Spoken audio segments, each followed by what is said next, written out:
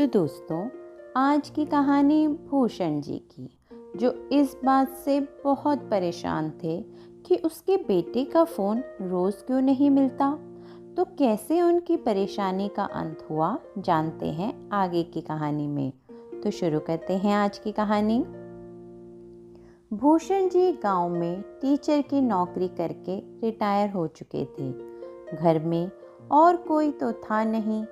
पत्नी तो जब नितिन 2 साल का था तभी छोड़कर भगवान के पास चली गई थी। एक बेटा था नितिन, वो भी शहर जाकर बस गया था। भूषण जी का मन गांव से जाने का करता ही नहीं था और ना ही कभी नितिन ने उन्हें साथ आने को कहा था। एक दिन वो बहुत दुखी थे और अपने बेटे के फ्रेंड, जो कुछ दूरी पर ही रहता था, उसके घर गए। बेटा, मुझे समझ नहीं आता कि महीने में कुछ दिन तो नितिन से बात हो जाती है, लेकिन फिर नंबर लगता ही नहीं है उसका। विपिन नितिन के बचपन का दोस्त था और नितिन की सब आदतों को जानता था। उसने भूषण जी से कहा, जरा अपना फ़ोन देना अंकल। उसने फ़ोन मिलाया तो नितिन का फ़ोन नहीं मिला, और जब विपिन ने अपने फ़ोन से मिलाया तो मिल गया। वो सब माजरा समझ गया और उसने कहा, अंकल, मुझे किसी काम से कल शहर जाना है।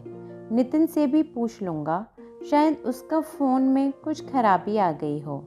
विपिन का फ़ोन देखकर नितिन ने उसे फ़ोन किया। अरे यार, कैसे कॉल किया? बस शहर आया था तो सोचा तुझसे मिलता चलूं। आज चल एक रेस्टोरेंट पे बैठते हैं, विपिन ने बोला। दोनों दोस्तों ने खूब गप्पे मारी। उसके बाद विपिन ने नितिन को कहा, भाई, आजकल लोग बहुत बुरे हो गए हैं। माँ बाप कितना भी कर लें, लेकिन जब उनके कुछ करने का समय आता है तो वो मुंह फेर लेते हैं। जब पेंशन आती है तो उनकी आधी पेंशन चाहिए होती है तो उनसे बात कर लेते हैं और बाद में उनका नंबर ब्लॉक कर देते हैं। हर महीने ऐसा ही करते हैं। चाहे बेचारा बाप परेशान हो जाए कि मेरे बच्चे से बात क्यों नहीं हो रही, उसका नंबर क्यों नहीं लग रहा। अब अंकल को ही देख ले। जब तू छोटा था, माँ बाप दोनों का प्यार तुझे दिया, पढ़ाया लिखाया, इस काबिल बनाया कि तू यहाँ आराम से रह रहा है। जब हमें इनकी ज़रूरत थी, इन्होंने हमारा अच्छे से ध्यान रखा। अब इन्हें हमारी ज़रूरत है तो हमारा भी तो फ़र्ज़ है इनके लिए कुछ करने का।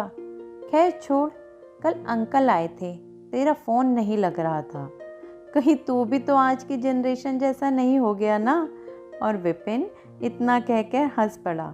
अरे, तेरा मुंह क्यों लटक गया भाई? मैं तो मजाक कर रहा था। चल, रात बहुत हो गई, अब मैं निकलता हूँ। और विपिन इतना कहकर वहाँ से चला गया।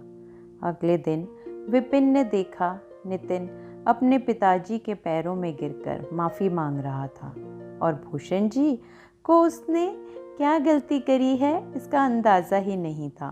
तो आज की कहानी बस इतनी सी, और ऐसी ही कहानियों को सुनने के लिए इस चैनल को लाइक, सब्सक्राइब और शेयर करना ना भूलें। और हाँ, बेल आइकन ज़रूर दबाएं, जिससे कहानियों की नोटिफिकेशन आपको डेली मिलती रहे। और इसी के साथ इंतज़ार कीजिए मेरी अगली कहानी का।